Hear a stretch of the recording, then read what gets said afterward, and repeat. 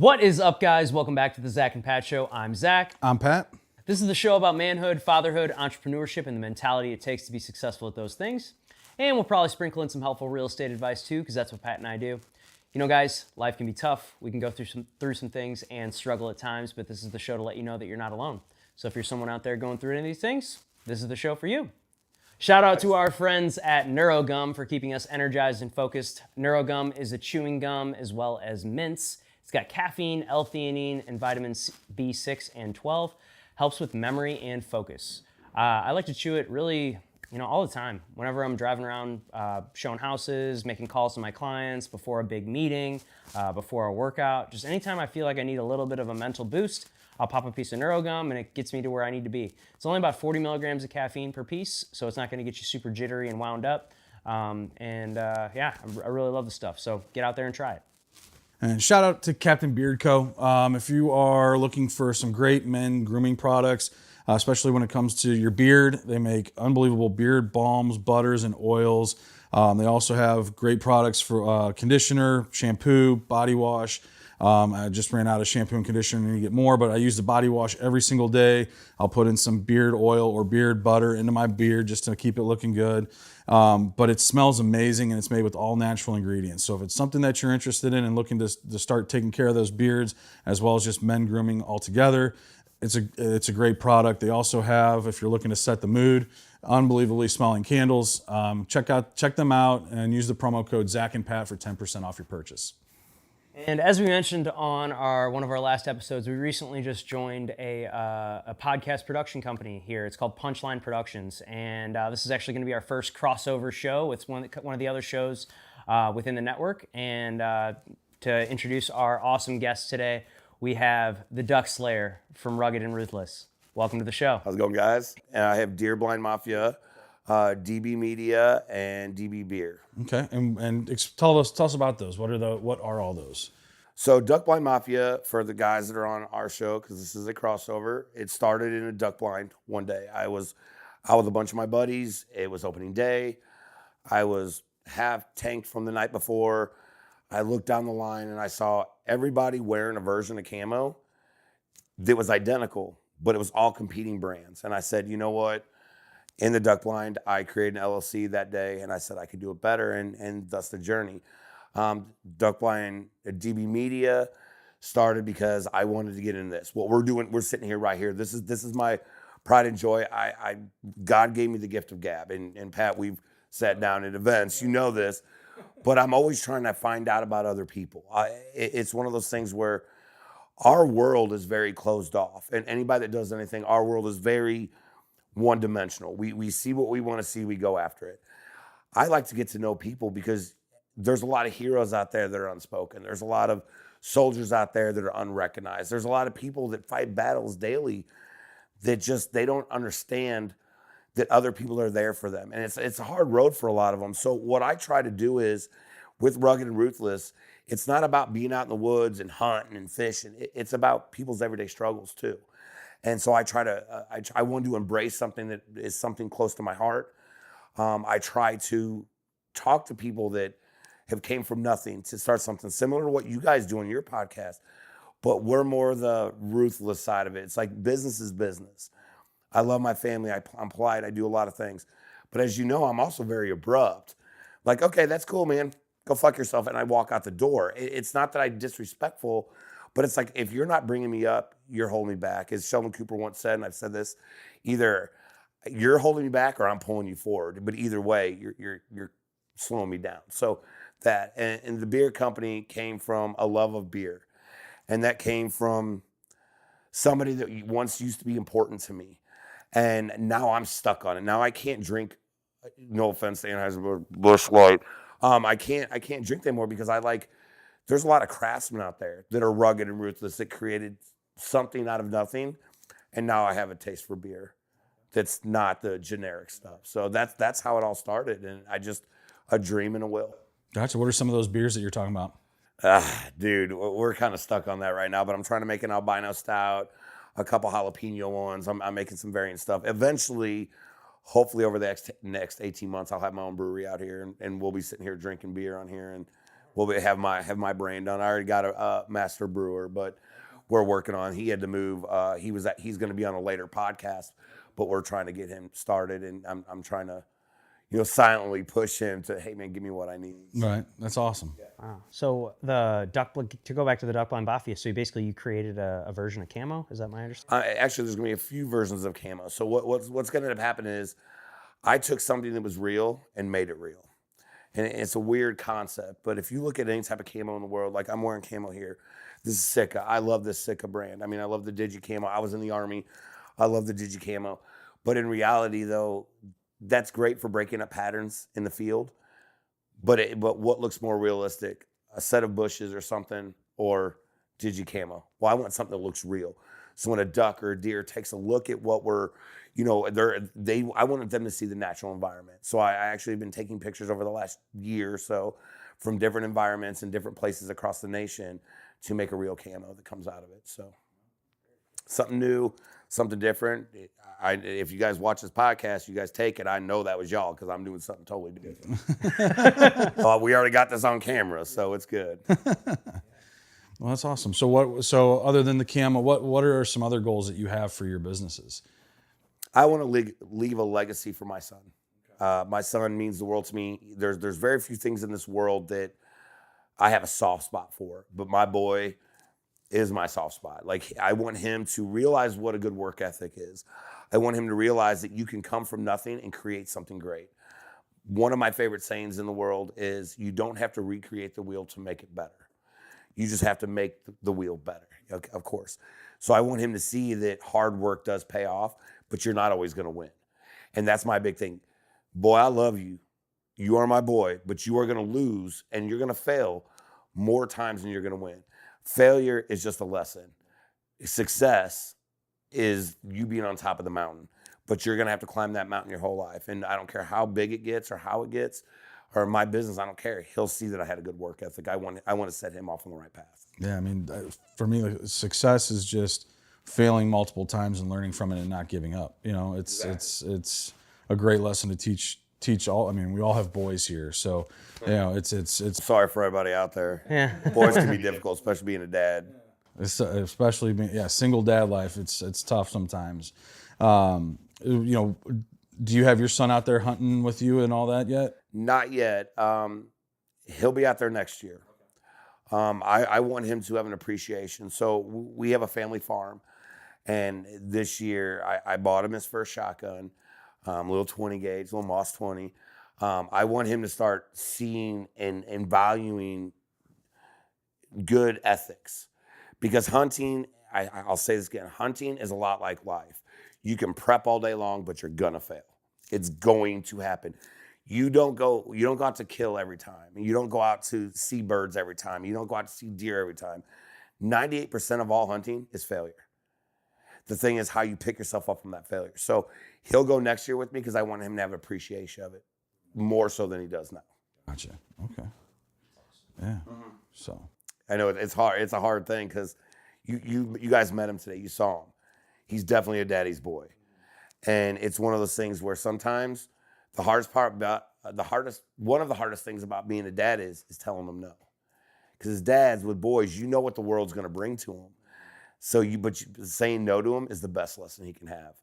And you guys saw that with my son today. Yeah. What are some of those things that you're doing to teach him those lessons? How are you teaching him those values, those morals, those principles, those ethics? What are you doing as a father to teach him those things? Or are you just leading by example and wanting him to see how you're doing it? Well, I think it's a mixture of a few things, because I can lead by example all day long. But my life was my life. His life is going to be totally different because I've had some success in my life. So his life's already easier by nature.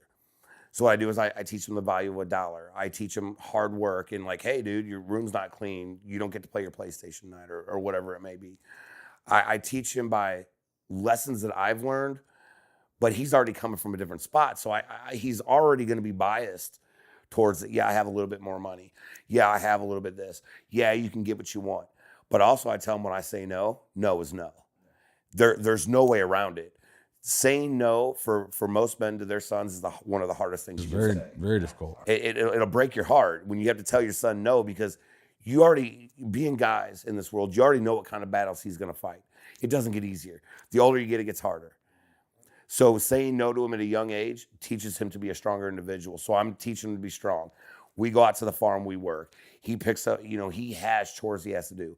If he doesn't have the money for something, yo, dude, sorry. You got to work a little harder to get it. Does he have a better life than most kids? Yeah, of course he does. But he also realizes that that could be taken away too, because life is not promised. It's a gift. And I say, you have to appreciate that along the way. I mean, how do you guys do it with your kids?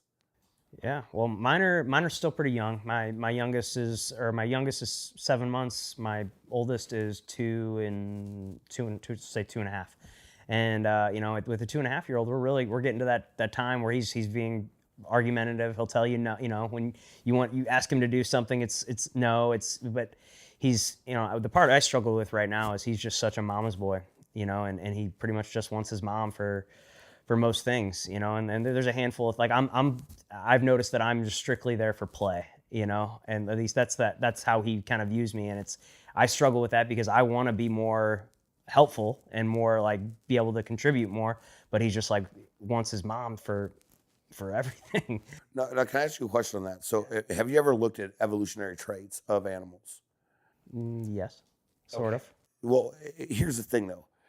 Guys are playful. Guys are rough, but you're teaching them that they have to have a backbone. So that play right now, and this comes from somebody that has studied this stuff for a long time, play right now that you're giving him, most kids are mama boys up until about 4 or 5. And the reason for that is they want that collie. They want to feel that affection. They're learning that. They're sponges right now.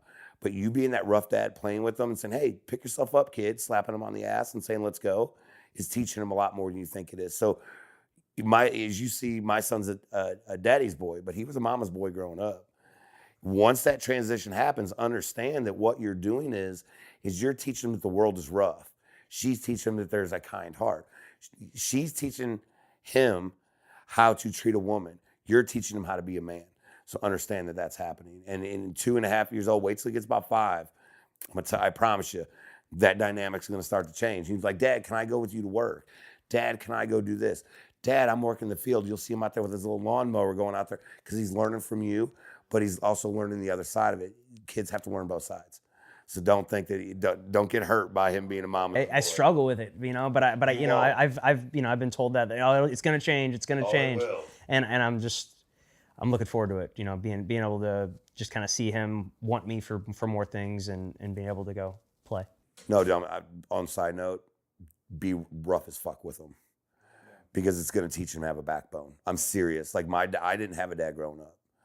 My dad disappeared, but I had other people like my uncle and stuff. We worked on the farm. I learned more lessons from that than I did from my mom because he'll forget about that. He'll have a soft side for women though, but just remember that. Yeah, same for me. They've wanted their mom, and especially with the divorce, adds a different dynamic, and so, they'll be with me and it'll be funny because they'll be asking to go back to see their mom. But then when I talk to her, they're like, yeah, all they want to do is go see you. And so, it's figuring out when we have them and they're wanting the other parent, how do we keep them engaged to where they are wanting to spend time with us? So for me, backgrounds in baseball. So we know that we talk baseball a lot. So taking them to the facilities with me where the team that I coach trains, and then giving them their time and working with them on that. And that's the thing is that we all know baseball's a game of failure. And so, they're 5 and 6 years old, teaching them to hit off a tee and soft toss and all that. And they struggle and they get upset and they get frustrated. And it's just like, guys, it's okay to get frustrated, but it's not okay to let the frustration change how you're going to moving forward. Take that frustration, think about it, what's going on, and then let's get back into it.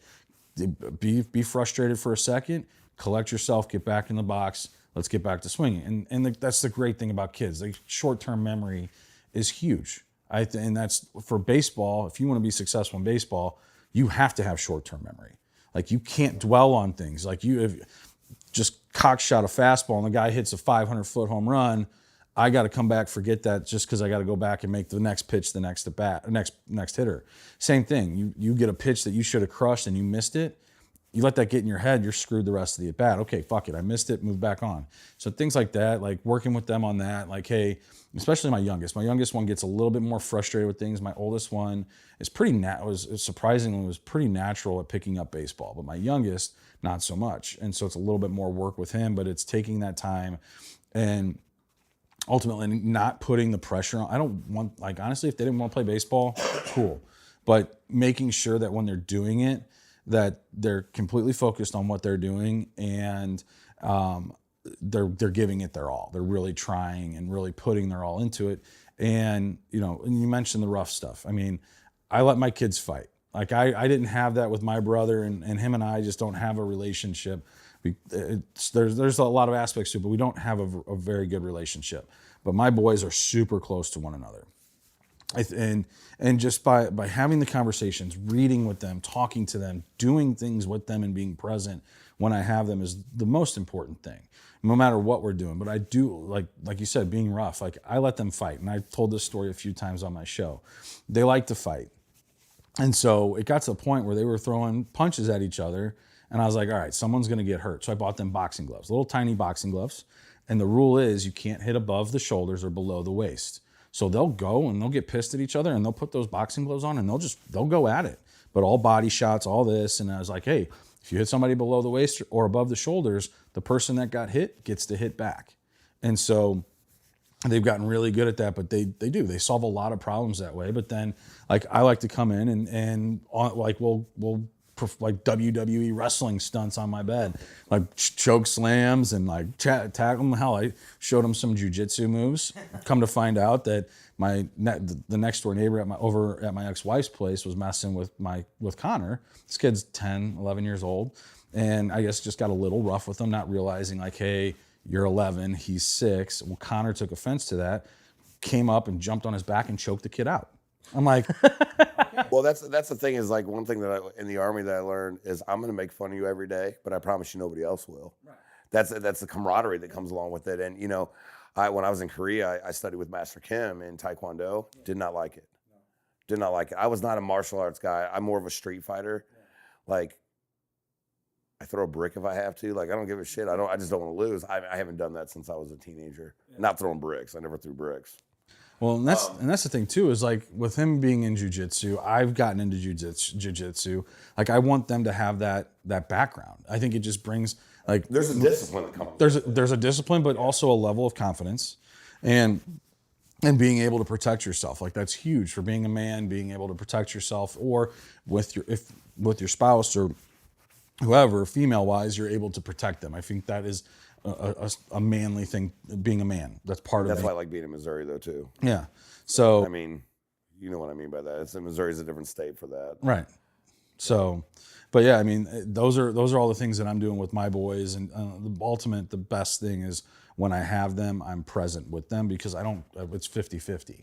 So like when I have them, I want to make sure that I'm with them, and the time that I have with them is intentional. And so far, that's been the biggest thing. Obviously, at this age, they're working through and understanding emotions. So putting myself... It's hard being a dad, though, watching them work through emotions that we've already suppressed. Right. Well, and that's the thing, though, and talking about that is, I mean, I think that's becoming more and more a thing for men, is like being able to express those emotions, or at least understand those and develop that emotional intelligence. Because I don't want my kids to have to suppress their emotions. I want them to understand and learn what those emotions are, so then they can control them. It's better to have control than to suppress them, in my opinion. Well, we grew up in a different time frame, though, too. So for us, it was like, hey, suck it up, buttercup. No, I mean, that I got that too. Well, that's what I'm saying. Our generation was different on that, which always brings me to my point, is what's changed. And we talked a little bit offline about this, but what's changed? I think it's more of awareness. But, you know, I also believe that for me personally, there's been wars going on, suicides up for men, you know, social media. As much as I'm kind of against social media, it really is bringing awareness to a lot of things. And I think you guys can see, you know, you go on TikTok now, or you go on Facebook, mental health for men is everywhere. And like when we were kids, there was nothing. Like you got into a fight, you lost, dad pick you up and say, hey, next time, here's what we're gonna do. Let's go in the backyard, let's rough it up a little bit. And next time, at least you'll stand your ground. We were never taught to back down. I think that's a pro and a con, though. I do too. I agree. I think there has to be a good mix of it. I mean, my first real taste of like mental toughness and emotional intelligence came when I was 8th grade, freshman year of high school. My pitching coach, who's like my older brother, gave me a book called The Mental Game of Baseball. That's like my Bible. I've read that book every single year since I was a freshman in high school. It's awesome. But because every year you can read it and you're going to pull out something different from that. And baseball relates to life. I mean, you're going to fail and you got to learn how to come back from failure. But it also teaches you how to understand your emotions and how to control those emotions, like especially with baseball, because it's a mental game. Oh, it's definitely mental. If you don't have control of that, you're fucked.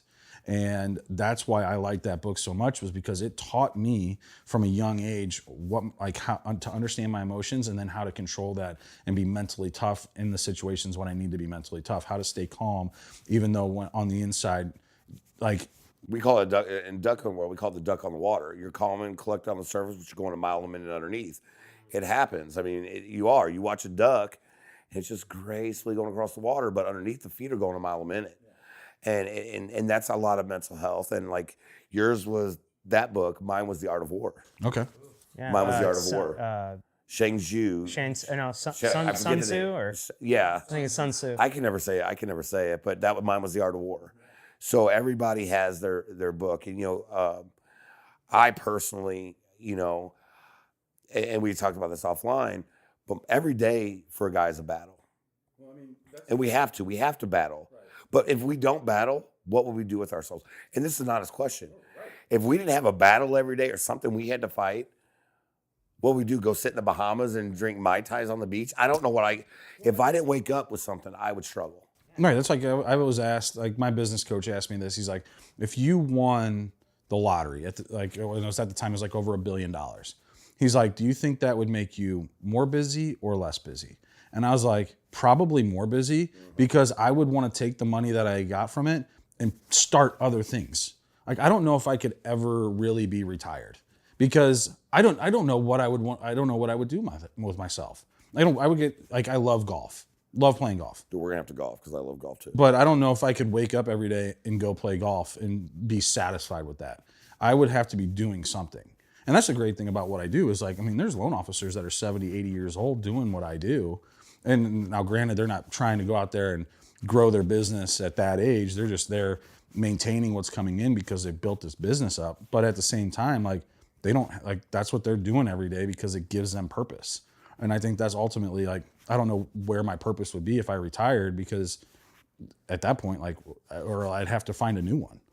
I could duck hunt every day. Like literally, I could sit in cold ass water. I could duck hunt every day, or goose hunt, or travel. I mean, because you can find a season as long as you have the money. Yeah. I mean, gotta have the money, but you can find a season just about anywhere. What would you do if you got to retire, Zach? Man, if I got to retire, I'm like him. I don't think I would still probably sell houses, man. I love what I do. I have a fun time. I wouldn't feel the pressure that I do now. I would most certainly probably start other businesses. Like I would love to eventually own a jiu-jitsu school. And I mean, me and my buddy Nick have the kind of dream to do that, years down the road. Why not now? Because we're not black belts. Okay, but why not start figuring out how to build the business now and do it? I mean, we've talked about it. We've started kind of planning some things out, but we haven't really, I don't know. Yeah, we just haven't really started. It's something we've kind of had a lot of drinks and talked about a lot, but we've never actually made the moves. And we've said kind of where in St. Louis we want to put it. And but the question is, a dream's only a dream until you realize it. And yes, you might not be a black belt, but you could already have the business plan done. You could have already that done. So when it does happen, you can just get after it. Yeah, see, and right. That's something that I talk about when I talk to some of the younger generations, is what is stopping you? One of the things I tell everybody especially when they're going through divorces and stuff, and guys come, I just have this propensity for people to come to me. I said, just because you're walking through hell doesn't mean you have to stop. And the second thing is, if you have a dream, the only person stopping you is you. So you could have everything prepped, you get your black belt, then you can say, okay, fuck, I can go do it now. And it's one of those things where when people ask me questions, Pat, you already know, I'm just gonna give you an honest answer. I have no reason not to. But the problem is, though, a well-laid plan comes from years of planning, not last minute. So you're talking about it now, build a business plan. Figure out where your funding comes from and say, okay, this is how I'm gonna do it. I started a company let's be real here, drunk and a fucking blind, and I did an LLC. Did I think it was going to be where it's at today? No. Did I think I could achieve what I could? No. But now it's like, but I agree with the retirement part. What would I do now? Now I'm doing all this other crap. I should be slowing down, and I'm not that old, but I should be slowing down, and I'm speeding up. Because you know what ages a person more than anything? Doing nothing. Stagnation. An object at rest will stay at rest unless acted upon. Yeah, we use the analogy, the tree or Yeah. If you're like a tree, you're either growing or you're dying. yeah. You get struck by lightning every now and again too. No, I'm just kidding. It's dying. You're not dying, but you're half growing. I still have the same tree out on the farm that does that. So Yeah, no, I mean, yeah, if you're not moving forward and progressing forward and trying to better yourself, then you're moving back, like you said earlier, pulling me backwards. You don't want to do that. You don't want to go backwards. You only want to move forward. And if you're not growing, you're dying. Those are really your options. you know, it's a hard way to live nowadays too, because with the economy the way it is, it's starting to get a little better. But man, dude, sometimes I sit back and I sit at home and like tonight. So you guys saw, and I refer to my son a lot. He's gone. This is the only night I don't have him. In my mind, what am I going to do when I get home? Because I have to live for something like that. And being guys, we have to live for something. It could be a miserable life, but we still have something to live for. And he's the reason I push forward. He's the reason I get up and I put my combat boots on every day. I'm willing to go die on that hill every single day. Is for my little man. And all he did was complain about being hungry, but he didn't want, what do we have? What they have out there today? Sugar Fire. He didn't want Sugar Fire. Dad, you can go get me a sandwich. Boy, what you talking about? I can go get you a sandwich. Can you order me DoorDash here? No. but that's that part. I was like, no. Yeah. Well, Dad, you said you'd take me to lunch, but your mom's also coming to pick you up. I was going to take you to her. Yeah. Well, Dad, why? Because your mom wants to see you. Yeah. But I want you to take me to lunch. Boy, I'm going to have you for the next 7 days. We can go get lunch. Yeah. We're going to the Blues game Saturday. We've got on glass seats. Okay. He's never seen that. I mean, like literally like, put our drinks on the seats. And then he's in here talking to Reed. You know, he knows who Reed is. And he's like, you see his face? I'm like, hey, because you guys walked out. I go, hey, buddy, that's Reed. Yeah. You know, it for him is like, he's like, Dad, you know, I'm like, what's up, Reed? I give him a fist bump. I walk by. He's like, you know, kids see, but they also have to dream. And he's seeing me live my dream. But my dream is not his dream. He says to me all the time, Dad, I want to join the Army. I said, no, you're not. You're joining the Air Force. Yeah. Why? Because I know what kind of pressure he's put on her. Realistically, if he's strong enough to do it, I'd be like, boy, get after it. Yeah. Do your thing. Right now, I want him to have better dreams and better goals. How he adapts to them and he adjusts to them is all on him. But I want him to know that there's a way we can do anything we want to do. And, you know, the sky is the limit. It's just all hard work. You know, what did Ashton Kutcher say? Luck looks a lot like hard work. Mm-hmm. Ooh, that's a good line. Yeah, Ashton Kutcher said that at the Nickelodeon Awards. He goes, you know, I never quit a job I was better at, and luck looks a lot like hard work. And look, I don't go to him for moral advice. Let's be real here. Yeah. But when he said that, I'm like, dude, I have actually on a thing on my mirror. I cut it out, put on the luck looks a lot like hard work, because I tell him, buddy, you want something? Get up, figure out how you're gonna do it, and just get after it. That's what I'm telling you about your studio. Dude, don't say I have to get a black belt before you can do something. You can have all prepped and ready to go. So when it comes time, you rock and roll. Because you can mentally prep for it. Just like if you're going into what I don't know what you guys call it in Aikido, when you're sparring or whatever you're doing, you're already mentally prepared before you get there. If you're gonna start your life doing it, why wouldn't you be mentally prepared before you do it? You're right. Yeah.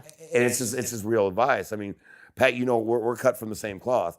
My arm still hurts when I scratch the top of my head every day. But you know, when you would go into battle, you weren't going on the mounds. You were going into battle. Yeah, for sure. You knew the spec of every player.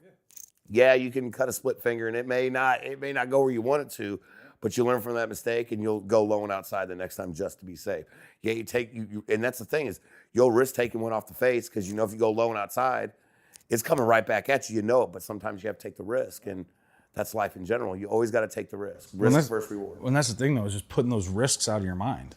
Like I never, like when no fear. Yeah, I mean, yeah, getting a line drive hit back at you is, especially at that level where you're playing with those type of hitters, it is very likely to happen. I hit the shoulder one time. It hurt so bad. I've gotten the legs, the knees. I actually still have a dead spot. You can see right here where I can't feel nerves in it because it hit. Yeah, no, I mean, I've got a little piece in my leg right here where you can rub your finger on it, and there's a little indention in there. There's mine right there. Yeah, from taking one off the shin, But I never that thought never crossed my mind. That those Risk versus reward. and like people are always like, well, what was it like pitching in front of all those people? I'm like, to be honest, like, have you ever seen the movie with Kevin Costner, The Perfect Game? Oh, come on. Clear the Mechanism. Like that is, have you seen it? Yeah. So he's like on the mound for people that haven't seen this. Kevin Costner is pitching the last game of his career. And he knows it. And he knows it. He knows that this is his last game. And he's pitching. He's with the Detroit. He's been with them his entire career. He's a future Hall of Famer. And he's pitching it against the Yankees in Yankee Stadium. And he's like, he always talks like just a flashback of stuff, but he knows when he's on that he can stand on the mound and say, clear the mechanism. And everything just fades from all the noises, everything. And it's just him locked in on that catcher. But that's what it's like in real life. And like, that's what it was like for me. That noise was gone. It was just me and that catcher. That was it. Let me ask a question, because being on the mound, I'm with you on that. I don't ever remember seeing one fan or one anything. I don't remember any of it. Like, I can remember a low and inside fastball I pitched. I can remember the first time in high school when I threw not a perfect game, but a no-hitter. I remember those things, but I can't remember one person that was looking at. I remember the catcher. I remember the smell. I remember the sound, but I don't remember seeing one other person. Yeah, the only times I remember those is the games that I wasn't playing in. Oh yeah, because and the worst part is you think to yourself, I could have done better in this scenario. Oh yeah, that killer instinct is what my grandma called it. My little 4'2" trying around the killer. So here's what's crazy about that. So the guys that I saw fail in pro ball, were the guys that were wishing other guys would fail. They would openly say it in the bullpen. We'd be sitting in the bullpen. I was a bullpen pitcher once I got into pro ball, and you'd have guys in the bullpen like hoping guys would fail. Yeah, just so they could go out there and just do okay. Like, oh, he does shitty. I just need to be okay. I'm like, fuck that. Like, I hope You're still a team. The World Series is won by one person. Well, in the minor leagues, let's be real. It's not. You're jockeying. You're all competing for the top, for those coveted 25 spots in the big league roster. So you're in competition with everybody in your organization, even the guys on your team. No matter if you're a starter, reliever, what, you're just going for that. Want to be one of those guys. You want to be the one ace. You want to be the one ace. Exactly. So I had friends in pro ball, but at the same time, you're in competition with these guys. But there were guys in there that were like, I hope this guy fucks up. And then I've heard guys say, I hope they blow their arms out. Like, cause I never heard anything like that, but I would be like, I heard like they would want guys to fail because like either they had just had a bad outing and that'll erase their bad outing, or if they get called in and they have a bad outing, they're not going to look as bad. And I'm like, fuck that. I want everybody to succeed because that's going to make me better. And that's if you're on a win streak that goes 11 games, it doesn't matter. Everybody's looking at the W's. They're not looking at the pitchers. Your ERA does mean a lot. Back in the old days, it meant a little bit different. Right. Well, and that's but that's what they told. Like they're like, yeah, it doesn't like those stats. Like your individual stats are what matters in the minor leagues because you're not playing. Like you're really not playing to win. The coaches don't even have a say on what the lineup is. They don't like. That's true. They like and who's playing and like even the pitchers that they like. There's pitchers that they're like before the game. Like, hey, these are the guys we want you to use, and so. But on the reality of that, though, too, and on that level, there is a level to that. On that level, though, it's all what the big club needs anyway. It's what the show needs. If I was a lefty out there and there's 4 righties and their lefty goes down in the bullpen or, their middle reliever or their closer, it really doesn't matter. If you have the lowest ERA or the highest, it's your utility until you get called up anyway. Right. A right-handed person, they're a dime a dozen. Right. It's like I played for the pros and I'm a center fielder. Yeah. Dude, so did 7,000 other people that were before you. Yeah. What makes you different? Well, and that's the thing is, and I agree with you, but that's a lesson in life. Just like with hunting, that's a lesson in life. For sure. You just, luck looks a lot like hard work. Luck looks a lot like hard work. Man, that's a good one. Yeah, dude, seriously, when we get out of here, I'll pull up the Ashton Kutcher quote, and when he actually talks about it, And what he says will change the way you think about life. Because he goes out there and kind of cuts on the kids nowadays. He's like, look, you know, you guys are all whining, and he doesn't say it, but you can tell what he's getting at. And it was a Nickelodeon award. And somebody showed me, he's like, dude, you got to watch this. I'm thinking, okay, whatever. And he gets that stupid surfboard. Yeah. You know, did you guys ever see the Nickelodeon studios now from when we were kids? No. Dude, it looks like a corporation building. Really? It had all this stuff on it. Yeah, somebody said, it's like, oh, there's our kids' dreams. Just want to go and get slimed or whatever. Dude, Did you guys watch that documentary though? Oh my God. Yeah, we did like a whole episode on it. We were like a while ago. We watched it and it like broke our hearts. Yeah, just the way they were treating these kids. Oh, it was bad. That was bad, dude. I mean, look at Ariana Grande, man. She can't even, like, her hair's been bleached so many times that, like, literally her hair falls out now because she would change. But, I mean, I hate to say this, but it's the price of fame, too. You know, if you want to be that famous, like, we do this because we like to do it. We're trying to spread a message, you know, rugged and ruthless, how people live. Some people aren't like that for people. Like, I would never want my kid to be famous unless that's what he chose.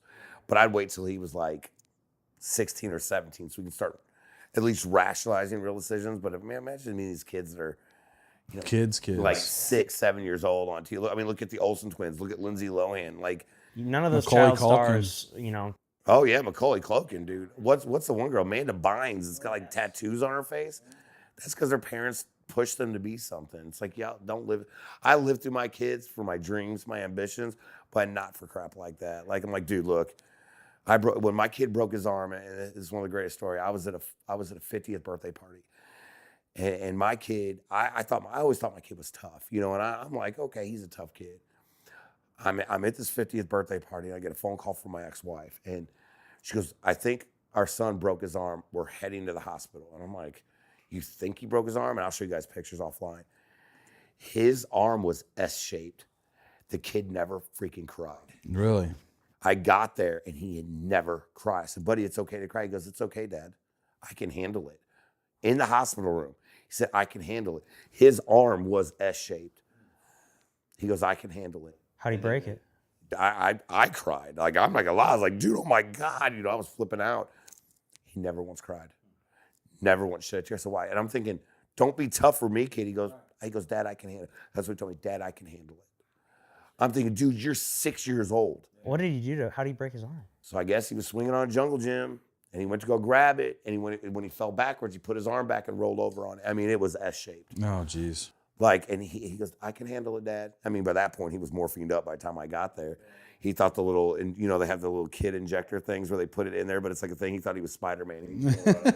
Like, dude, I need some of that just to calm me down, but he never cried. Got taken in the ambulance, thought it was cool. Thinking, boy, you got to let some of that emotion out. He never once had a problem. I had pictures of him with those little helmets on. Man, he made me cry a few times. He headbutted me more than once. And I was like, that clunk. I'm like, blood's coming down my face. And I'm just like, dude, you know, I'm not going to lie. I watered. It was because it were hitting in the mouth. Get you in the nose right yeah, there. let's go with that. It hit me in the nose. His blood's gushing down my mouth, and he would smile. I had a little red, white, and blue helmet on. That kid was awesome. I remember my dad telling me a story when I was, I don't know, like 2 or 3 years old, and he just got done giving me a bath, and he was drying my hair, and I hated it when he would like take the towel and do this, so I would squirm, and I just went back like that, Ooh. knocked his ass out. My mom heard a thud, came running upstairs, and I'm standing there with a towel, and my dad's just out. The worst part is, Pat, you and I are not small people. No offense, Zach. Not knocking on you, but I'm saying we're not small people. That kid was 7. He just turned 7 in November. Look how big that kid is. Dude, the other day, last night we watched, he used to call it The Pretty Girls That Sing, but it was Pitch Perfect, and he loves that movie. He has a thing for Brittany Snow. Okay, I can't blame him. There's nothing. And the one girl, the tall one with the big boobs, like he has a thing for her. He always likes watching her jump around. Like, dude, look, I love you, kid, but you're a little too young for that. And he was getting excited. Well, he kind of threw an elbow into me because he wanted to like lay on me, so he kind of threw the elbow down. Dude, I thought he broke a rib, man. I was like, dude. He's like, what, Dad? I'm like, we're a good kid. Oh, like I knew it. I was trying to hold it off, but he just dug that little elbow right in between, right between the ribs too, man. Like I felt it. I was like, oh. And then he just laughs, and then he farted.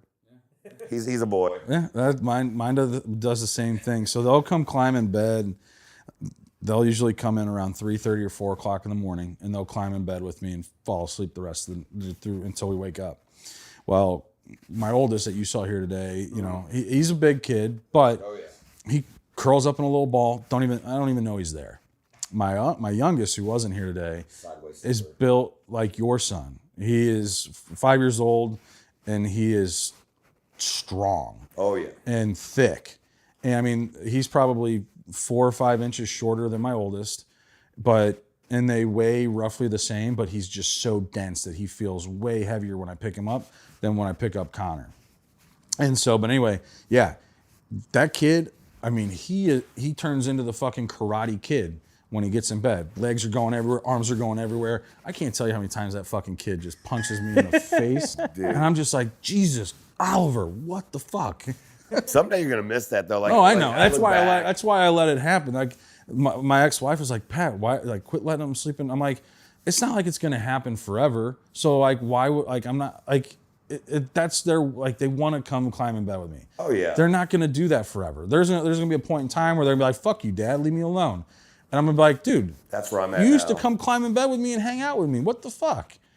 He's like, "Fuck you," you know. I'm like, yeah, and that's where I'm at now. Is he's like, he'll look at me and we're playing Fortnite or something, which I talk a lot about on my podcast on how much crap he talks. Like, he's gotten booted more than once for talking crap to like probably adults.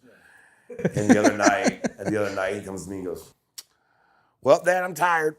Going to bed." I'm like, "All right, you want to watch the movie?" He's like, "Nah, I'm good." I'm like, "Huh. Yeah, right. Cool, man." But then last night, he's I'll like, be here by myself. "Yeah, I'll just sit here on the couch." Fuck me, huh? Watch a bunch of movie. But last night, for some reason, like out of the blue, he comes in there. I tell him to go to bed. I'm like, "Buddy, it's time for bed." You know, we have a strict cool down period, which you want it to cool down period is. Hey, dude, get your ass in bed. That's cool down period. You can watch TV for a half hour, set the alarm. He sets his Alexa or whatever it is, and he does his thing. Last night he comes in and goes, "Dad, I want you to come lay with me."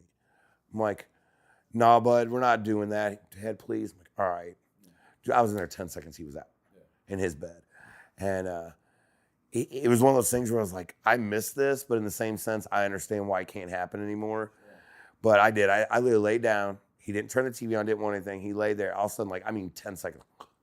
I'm like, damn, dude, what are you, like a 30-year-old like foreman in an ironworks plant? Like, I kind of look over, I get up, and then that's when it hit me. I go sit on the couch, and I'm like, fuck, I'm lonely. Like, I hadn't had that in so long that I'm like, I really kind of miss that. But that's, you're raising a little man. You have to.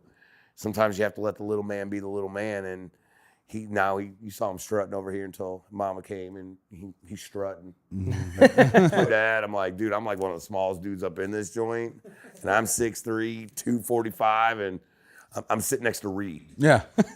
Like, look, I don't care how big you think you are. You're 6'3". Reed, you're tiny. Cam's the same way, but he's just shorter. I haven't seen Cam up here yet, so. Oh, dude, I've met him. Just out and about. Hey, Cam, like, hey, what's up? Dude, when he comes in here, first podcast I ever did. The first one hasn't even aired yet, but it was the first one I ever did. He came in here, and we polished off. Oh, dude, crap load of beer, and then we polished off the whole jar of moonshine that somebody made here. Him and I. We started talking like conspiracy theories and like I was telling you how the pyramids were made, Freemasonry, and all that stuff, and like. We went from like, hey, because most of the guys like that play those type of sports, they talk about, they have a generic set of questions, and they literally will just sit there and be like, so I did this and this, and I do this organization, I'm part of this. People like us are like, okay, fucking cool, you're sitting in my pocket, you're sitting next to me. So what's the square root of an isosceles triangle? They're like, wait, what? Throw them off their loop, and then they become a lot of fun because now they get to be them. Reed's the same way, they're all the same way. But you know how it is. Interviews are interviews, and we can have camaraderie because literally, guys, and explain this. Here's where they do their podcast. Here's where I do mine. Mine's a proctology office right now. I haven't built mine up. So, but yeah, they're right across the hall from me. So like when they come in, like, hey, what's up? And we like sometimes have to squeeze in because like they're angled. And we got the back corner. We're pushing the back. tucked back in the Yeah, corner. we're away from everything. We're in the speakeasy today because there's jackhammering That going was my on in the nickname in back. high school. The jackhammer. Jackhammer. Yeah, all 3 seconds of it. But no, but where our office is, it's great. Yeah, so we're here. This is where my first podcast. Yeah, I mean, it's a This is pretty a great, sweet cool spot. space. It's a like- great. I mean, this room's cool. Yeah. For sure. Well, now Punchline Productions is doing everything. So now you guys are transferring over. And Yeah, it's so far so good. Yeah. I mean, when I first came here, I don't know if you guys saw my other podcast, because if you didn't, I'm not worried about it, because they do a lot. But we were talking about, like, I came in here and he was literally just getting here too. So when I joined, because I know you just joined, Pat, and I've been here since mid-July. Yeah, it was October. Yeah, August. I remember you came in because I was sitting there working. I thought you were Ed Fogelbach for a second when you were out there talking on the phone, and I was gonna walk up and be like, "Hey, what's up, Ed?" Like, because the truck. I saw your truck, and I was gonna say, "Hey, did you get a new truck?" And then you're like, "Oh, hey, I'm Joey." I'm like, "Oh," he's like, "But there's so many Joeys here. Just call me Duck Slayer." I'm like, "All right." Well, yeah, that's okay. So that's the whole Duck Slayer thing here started as a joke. I don't know if you know that. Oh no, I didn't know that. I thought Because, that's so, what like- I thought that's what you really called yourself. No, I have never called myself the Duck Slayer. But so one thing I complained here when I came in here. So Scott wasn't here when I first came in here. Like, he was out of town. I think he was either on the Argentina hunt or he was out of town. And I walked through. I'm like, yeah, let's do this spot. What do I have to do? So I fill out the application. And there's, one of these times we'll do a podcast. We kind of walk around Adventure Unknown to kind of show what it is, because I mean, it is actually a really cool facility. But the one thing I said is, there's no ducks here. If you notice, there's all these other animals. So then he's like, it's In the bathroom, there's 2 duck feathers. feathers, but those are painted feathers. But there's one set of ducks in the corner at the lockers. And I kind of made a comment. I said, well, fuck it. I'll be the Duck Slayer, and I'll put my locker right here, because they asked me where I wanted to be. And I said, you can, put that on my name tag. I don't give a shit. Like, kind of fucking around. Well, now it says Duck Slayer. I go out with Scott. You heard the joke today. I said, well, I'm not really Duck Slayer. And Scott goes, oh, yes, you are. I'm like, well, look, I had a good day that day. But it's kind of the name stuck here. But normally they just call me Joey. You guys tagged out the other day. Yeah, 4-man limit. His daughter, oh my God. She's incredible. Dude, oh my goodness. So we got that, and I'm trying to get the footage from Scott. He has it on his camera. Yeah, Krista. So the whole day I'm calling in birds for him. We're calling, and it started out really, really slow. And like, when I say slow, like, when we drove up, there's probably every bit of 3,000 or 4,000 ducks just took off. But there was no sound, which is very rare. Normally you hear ram, ram, ram. You can hear them. We come rolling down the hill, all this water. All of a sudden, we come around this tree bank, and there's all these birds.